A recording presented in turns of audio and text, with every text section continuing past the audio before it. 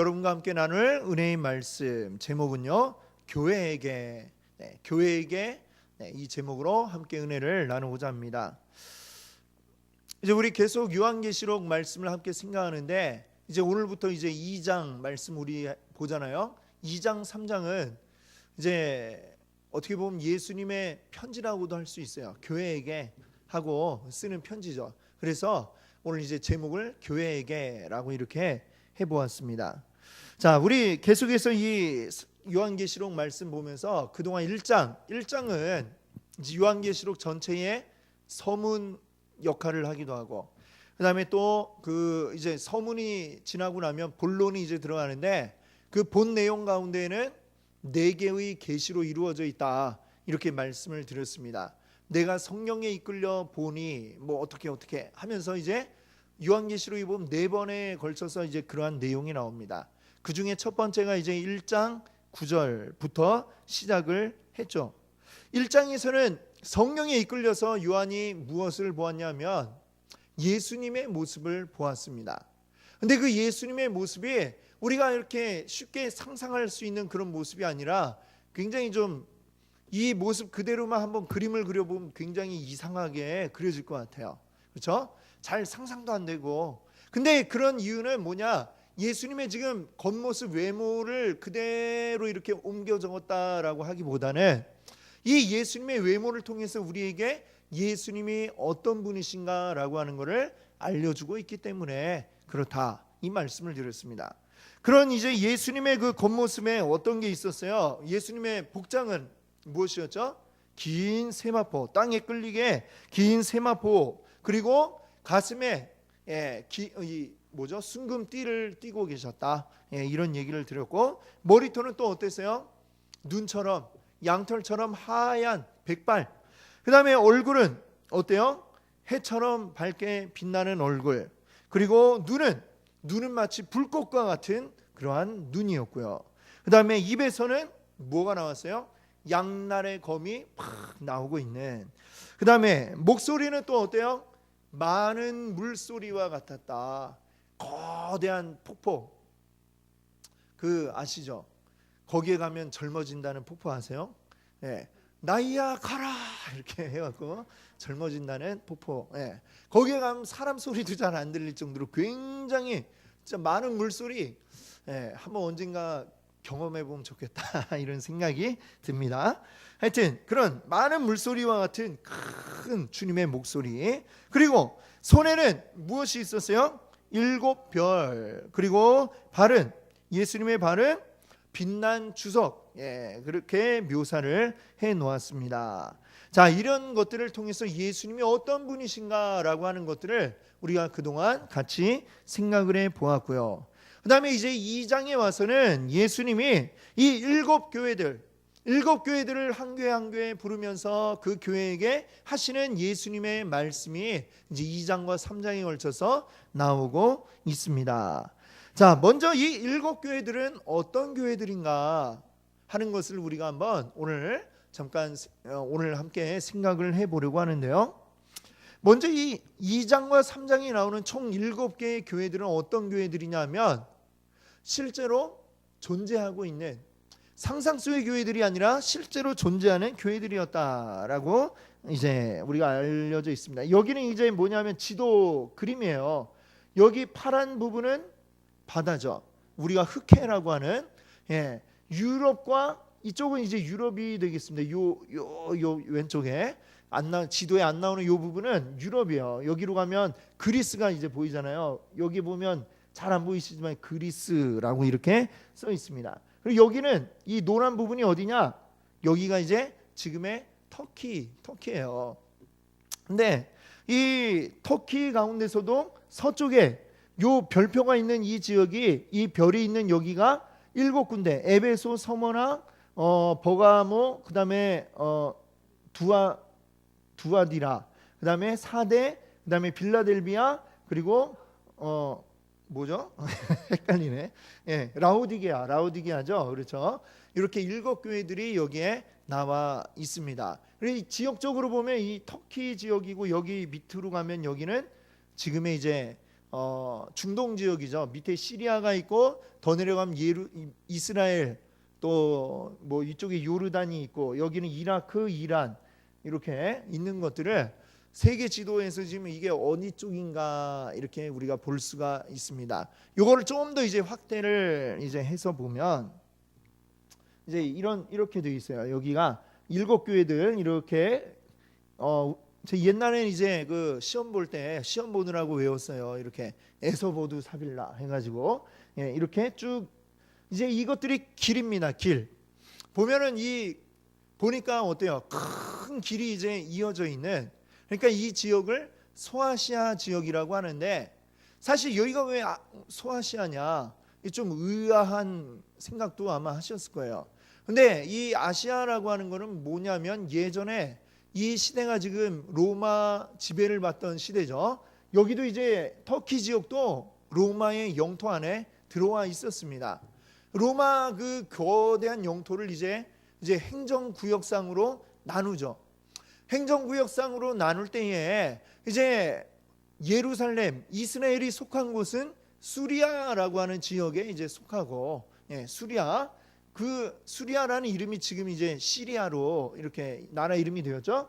그럼 여기는 어느 지역에 속하냐면은 로마가 여기를 아시아라고 이렇게 불렀어요. 아시아, 터키 쪽을 아시아라는 구역으로 이제 딱 나눠갖고 여기는 아시아. 사실은 아시아 그러면 우리는 여기는 아시아 중에서도 제일 서쪽 끝이죠. 그리고 좀 유럽 느낌도 많이 나는 데고, 지금 실제로 터키가 유럽연합 그 EU에 가입을 하나마나 막 이렇게 뭐 얘기를 하고 있잖아요. 그래서 사실은 또 동로마 제국이 또 터키에 위치하고 있었고, 그래서 이 굉장히 독특한 지역이죠. 아시아와 유럽이 이렇게 만나는, 그래서 여러 가지 그 아시아와 유럽의 문화들이 많이 나타나는 곳이 이 터키 지역이고, 그 중에 이제 소아시아 지역인데, 여기에 있는 이제 이 7교회들, 실제로 예전에 있었던 지역들 이름이 에베소, 또 서머나, 버가모, 또 두아디라, 사데, 빌라델비아, 라오디게아, 아주 이 큰 도시들로 알려져 있습니다. 자, 이 소아시아로 분류되는 이 지역 안에 있는 7개의 도시, 그리고 그 안에 있는 교회들에게 예수님이 지금 말씀을 하고 계신 거예요. 자, 그러면 우리는 이런 의문이 들잖아요. 그러면 그 소아시아에는 교회가 7개만 있었나? 어떻게 생각하세요? 이 소아시아 지역에 있는 교회들에게 얘기하시면서 7개 교회를 얘기했으니까 7군데에만 교회가 있었겠나? 라는 생각을 할 수 있는데, 그렇지 않습니다. 실제로 여기 이제 보면 요 왼쪽 오른쪽으로 이렇게 가보면 골로새 교회가 여기서 멀지 않고요. 그 외에도 여러 교회들이 많이 있었다라고 이렇게 전해지죠. 그러면 도시가 또 소아시아 지역에 이게 뭐 도시가 7개만 있는 것도 아니고 여기에도 많은 이름들이 이렇게 있잖아요. 그렇죠? 그런데 왜 딱 7개의 그 교회들에게만 예수님이 말씀을 하셨을까? 왜 이 7개의 교회만 부르셨을까라고 하는 것인데, 일단은 우리가 생각해 볼 수 있는 게 여기 보면 어때요? 에베소도 그러고 여기 서머나도 그러고 또 여기 버가모 뭐 이렇게 보면 어떻습니까? 딱 봐도 여러 갈래 길들이 이제 만나는 그런 곳이구나, 이렇게 우리가 알 수가 있죠. 그러니까 이 지역들은 소아시아 지역의 이제 대도시예요. 교통이 이제 다 모이는 길들이 만나는 교통의 요충지라고 이야기할 수가 있습니다. 실제로 이 지역은 로마에서 이제 말하자면 이 우체국을 두었던, 우체국이 있던 도시들이라고 그래요. 7개의 도시가. 지금으로부터 2000년 전에도 우체국이 있었다. 굉장히 좀 놀랍지 않습니까? 저는 깜짝 놀랐는데, 이 7개의 도시들은 지금 우체국이 그때 이미 있었던 거예요. 지금 이 소아시아 지역의 여러 그 도시들마다 우편물을 이제 하는, 그러니까 우리로 치면은 우편 집중국 뭐 이런 것들이 지금 요 7개의 도시에 있었다라고 하는 거죠. 그래서 여기에서부터 다시 다른 쭉 다른 소아시아 지역으로 우편물이 이제 분류돼 가지고 배달이 되는 그러한 곳이었다. 그만큼 이 7개의 도시가 굉장히 중요하고 커다란 대도시들이었다라는 것을 알 수가 있습니다. 그리고 여기 보이듯이 길들이 이렇게 쭉 연결이 되어 있어요. 그래서 이렇게 연결이 되었고 다시 만나잖아요. 말하자면 여기는 이제 순환로, 서울로 치면은 우리가 자주 이용하는 외곽 순환도로 뭐 이렇게 있지 않습니까? 그것처럼 이 중요한 도시들을 쭉 연결하는 이렇게 순환로가 있어가지고 대략 한 개의 도시당 거리가 에베소에서 뭐 서머나까지 이런데 거리가 대략 한 50km 정도, 50에서 60km. 그러면 이제 사람이 걸어서 부지런히 가면 하루면 도달할 수 있는 대략 그런 거리에 이제 떨어져 있었다라는 얘기죠. 여기서 여기 이렇게 하루 정도씩이면 이렇게 갈 수 있는 이러한 거리. 여기가 이제 제일 먼데 요 길은 한 거리가 160km 정도 그 정도 되는 거리고 나머지들은 한 50km 정도 가까이 되는 거리라고 그래요. 그리고 여기를 한 바퀴 이제 쭉 다 돌게 되면 이 전체 거리는 한 몇 킬로냐면은 340km. 우리 부산까지가 한 400km 정도 되잖아요. 그렇죠? 예, 서울에서 부산까지. 그러니까 부산 가는 것보다는 조금 짧은. 그럼 한 서울에서 대구 정도까지 가면 될런지 모르겠습니다. 한 그 정도 되는 그런 거리, 이 정도 거리다라고 해요. 그러니까 여기가 굉장히 큰 지역이다라는 것을 우리 알 수 있죠. 그 거리가 굉장히 넓은 걸 보면 큰 거리다. 하여튼 이렇게 여러 가지 자세한 기록들이 남아 있다라는 얘기는 또 지금도 마찬가지로 그 유적들이 남아 있습니다. 이 7교회. 지금 뭐예요? 그 성지순례 가운데는 성지순례 이런 여행 프로그램 가운데는 이스라엘 예루살렘 이렇게 도는 것도 있지만 소아시아 지역을 이렇게 도는 이것도 또 있잖아요. 그렇죠? 그 프로그램이 이제 가게 되면 이 터키로 가가지고 소아시아 7교회 거기를 이제 쭉 돌아보는 이런 프로그램이 있습니다. 그래서 한번 우리들도 기회가 되면은 한번 또 이 지역을 방문해 보면 또 좋겠다.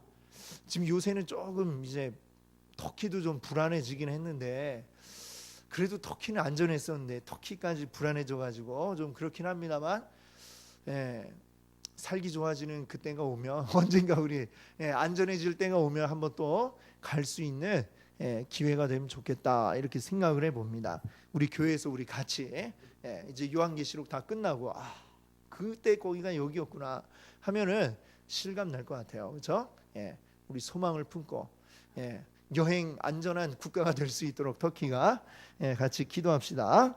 하여튼 지금도 하여튼 유적을 실제로 볼 수 있다는 거는 실제 했었던 교회들에다가 하신 말씀이다라고 하는 거죠. 자, 그러면 예수님은 왜 소아시아에 이 7개의 교회만 있는 게 아니라 다른 데도 교회가 많은데 왜 이 7개에만 얘기를 하셨느냐? 너무 다 말하기 힘드니까 그냥 알아들어라 이렇게 하신 걸까요? 그러기보다도 사실 의미가 있죠. 왜 7교회냐? 성경에는 7이라고 하는 숫자가 굉장히 상징성이 있죠. 어떤 상징성을 갖고 있어요?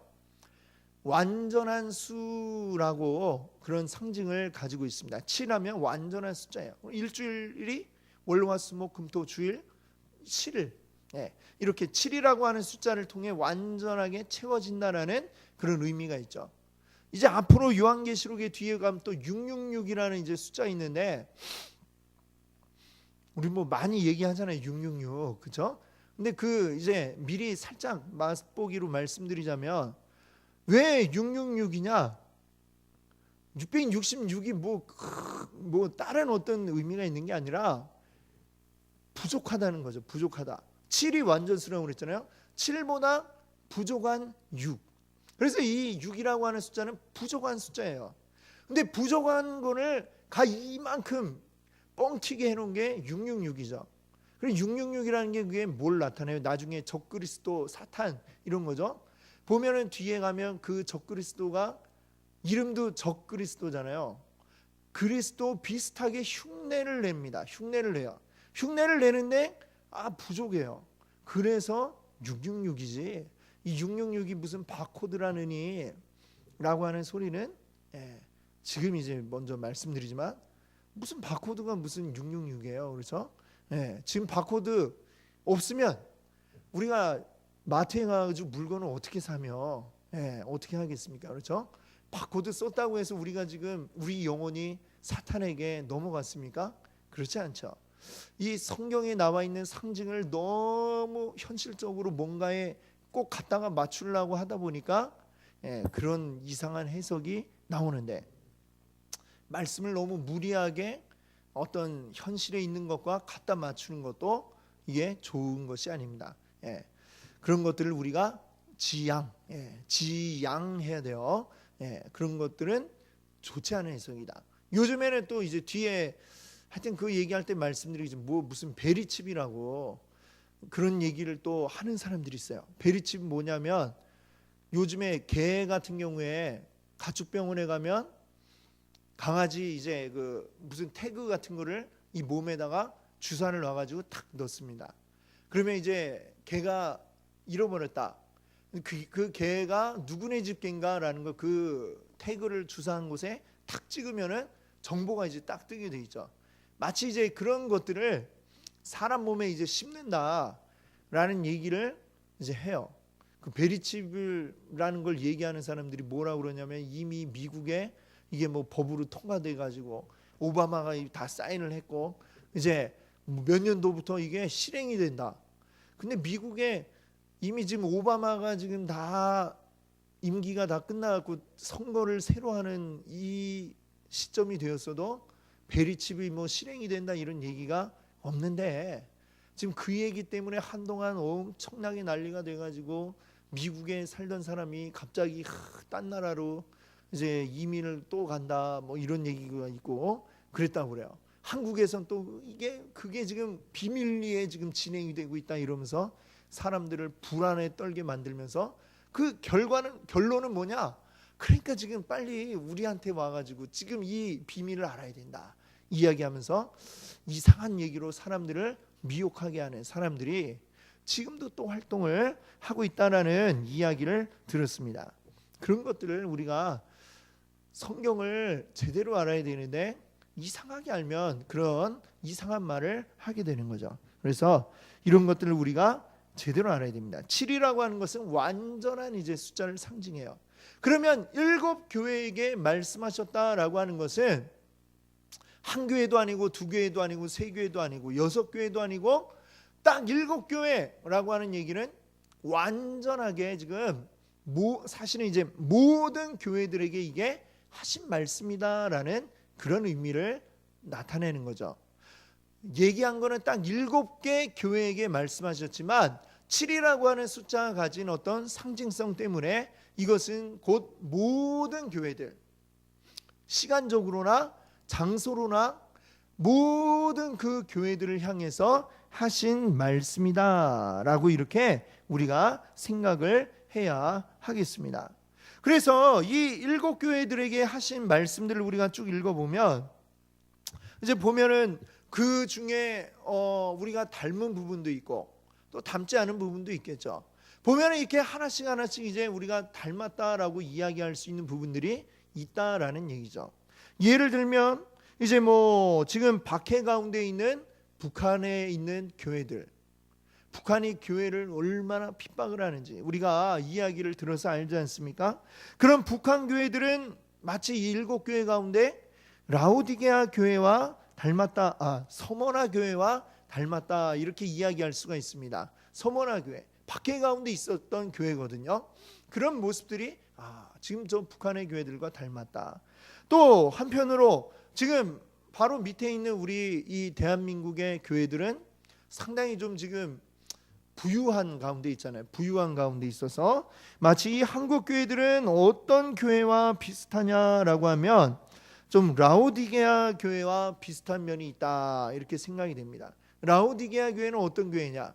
네가 뜨겁든지 뭐 차갑든지 뭐 이렇게 해라 이렇게 예수님이 말씀하신 교회가 라오디게아 교회인데, 우린 지금 너무 세상이 좋고 편해가지고 이 하나님을 향한 뜨거운 마음이 살짝 지금 사라져버린, 그래서 그냥 뜨겁지도 않고 차갑지도 않고 그냥 미적한 이런 교회가 아닌가라는 이런 생각을 해봅니다. 그래서 이렇게 저렇게 여러 가지 이 세상의 교회들이 지금 다 따져보면은 7교회의 모습을 통해서 그 안에서 지금 우리의 모습을 우리가 발견을 할 수 있다라는 것이죠.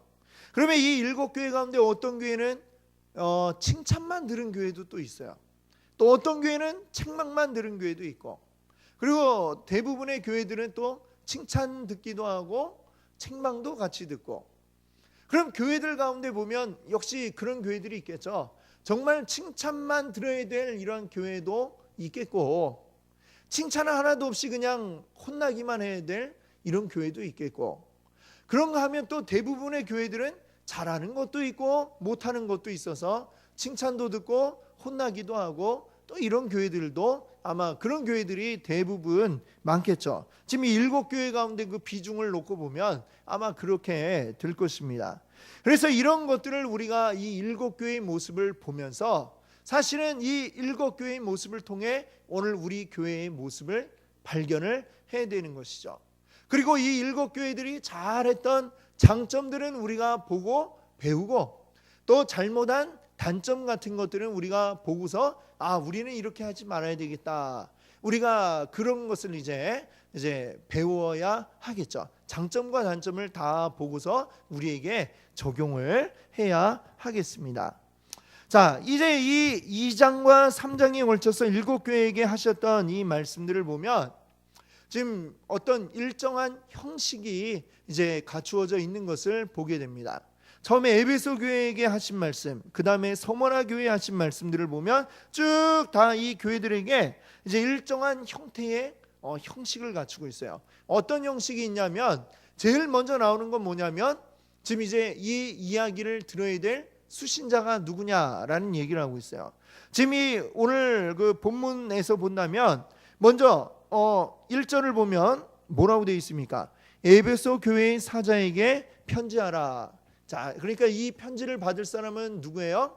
에베소 교회가 이 편지를 받아야 된다. 수신자가 누구인지 먼저 이야기를 하죠. 자, 그 다음에 두 번째로는 이제 예수님의 이름을 이야기하고 있습니다. 자, 여기 나와 있는 부분을 한번 볼까요? 1절 그 편지하라 뒤에 부분을 한번 같이 읽어볼까요?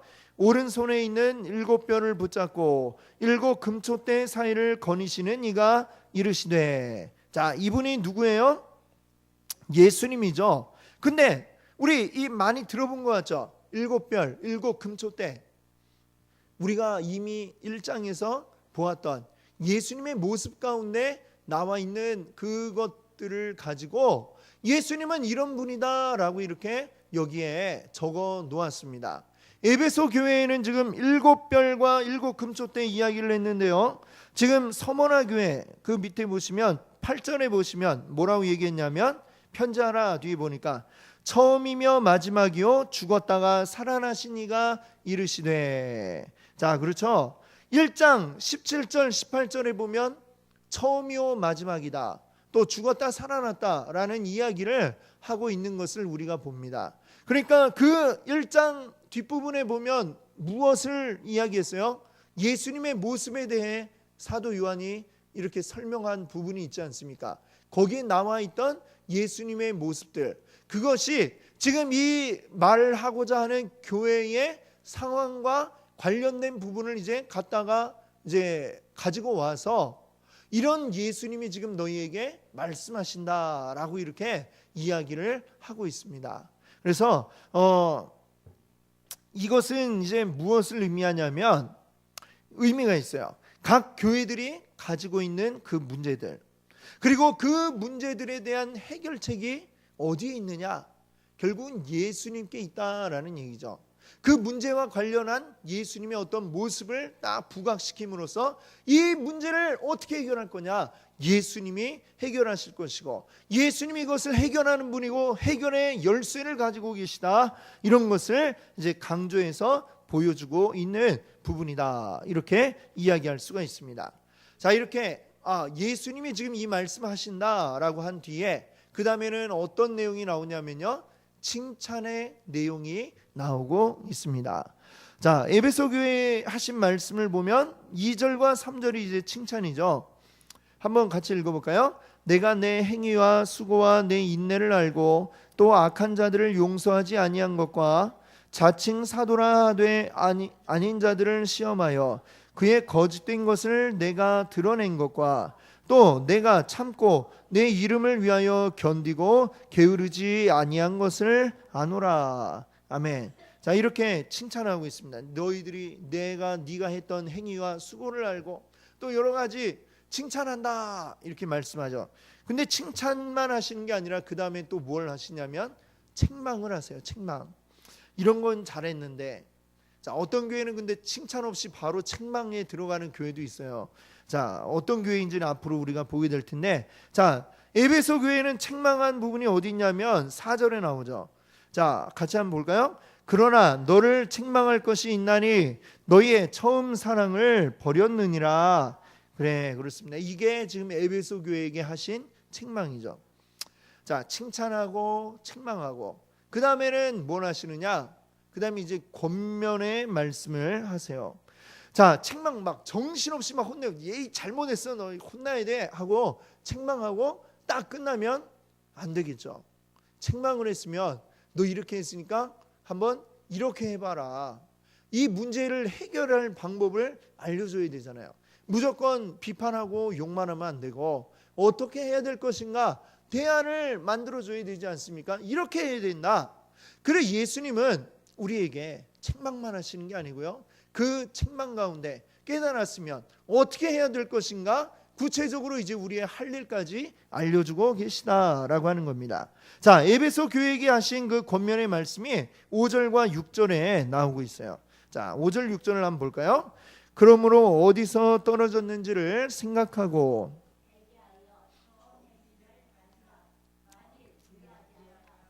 회개하지 아니하면 내가 내게 가서 내 촛대를 그 자리에서 옮기리라.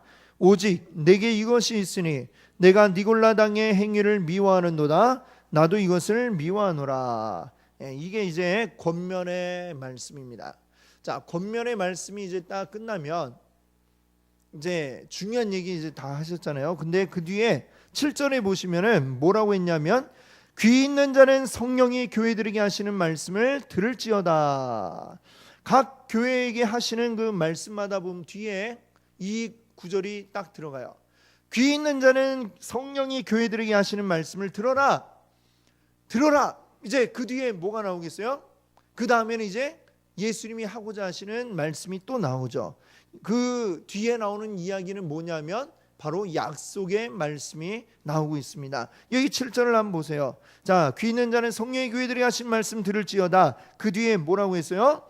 이게는 그에게는 내가 하나님의 낙원에 있는 생명나무의 열매를 주어 먹게 하리라. 아멘. 그렇습니다. 자, 이 부분은 주님의 말씀을 듣고 주님의 권면을 받아들여서 이제 주님 말씀대로 살아가며 이기는 자, 그래서 승리하는 자에게 베푸실 하나님의 약속의 말씀이 되겠습니다. 자, 근데 여기 보니까 이기는 자, 그러면 좀 예수님이 지금 뭐랄까요? 지금 조건을 걸어가지고 네가 이기면 주고 지면은 안 준다. 뭐 이런 말씀일까요? 사실은 이제 그런 말씀이 아니라 우리한테 막 밀당하듯이 너 이거 이기면 내가 주고 지면 안 줄 거야 이렇게 하시는 게 아니라 사실은 이기는 자가 누구냐? 바로 교회를 뜻하는 말이다라는 것을 우리가 알아야 하겠습니다. 이 이기는 자라는 표현이 성경에 보면 교회를 표현할 때에 주님의 신부라고 이렇게 하기도 하고 그런 표현이 있잖아요. 또 주님을 따르는 자, 성도, 또 제자 뭐 이런 식으로 표현을 하는데 그런 다양한 교회를 나타내는 표현 가운데 하나가 바로 이기는 자라는 것입니다. 자, 왜 우리가 이기는 자일까요? 사실은 우리는 주님 안에 있을 때 우리는 이미 이겼다라는 것을 우리가 알고 있지 않습니까? 왜 이겼어요? 주님이 이미 승리하셨기 때문에. 주님이 이미 모든 악의 권세들을 다 이기고 승리하셨습니다. 주를 따르는 우리는 당연하게 승리할 수밖에 없는 것이죠. 우리에겐 승리가 이미 예약되어 있다. 우리는 이미 이길 것으로 정해진 싸움을 우리는 싸우는 것이다 라고 하는 것입니다. 그 약속대로 우리가 따라가는 자들은 이미 승리하게 되어 있어요. 그러니까 우리는 어떤 자들이에요? 이미 이기는 자다. 우리는 이미 이기는 자야. 그래서 주님의 교회에게 이렇게 부르는 겁니다. 이기는 자. 너희들은 이미 이겼다. 이긴 자다. 이긴 자다. 그것이 바로 우리의 이름이라는 것을 여러분들 기억하시기 바랍니다. 그래서 이기는 자에게 내가 이러이러한 것들을 내가 주겠다. 이 모든 교회들에게 하시는 말씀 뒤에 보면, 자, 귀 있는 자는 성령이 하신 말씀 들어라 하고 나서 내가 이기는 자에게 이런 것들을 주겠다라고 약속하는 말로 이 교회에 대한 말씀들이 끝나게 되어집니다. 자, 오늘은 이제 각각의 그 교회들에게 하셨던 말씀을 우리가 오늘은 보지는 않았는데, 전체적으로 이 내용들이 어떤 것인가에 대해서 간략하게 말씀을 드렸습니다. 예수님이 하셨던 그 말씀, 그 가지고 있는 형식 가운데도 우리가 느껴야 될 것들이 있고 알아야 될 것들이 분명히 있었습니다. 우리가 그러나 그 가운데서 우리가 기억해야 할 것은 이 말씀들이 어느 특정한 교회를 향하여 하신 말씀이 아니라는 것이죠. 다시 말씀드리지만 이것은 모든 시대, 모든 장소에 존재했던 또 앞으로 존재할 모든 교회들을 향해서 주님이 하신 말씀이다라고 하는 것입니다.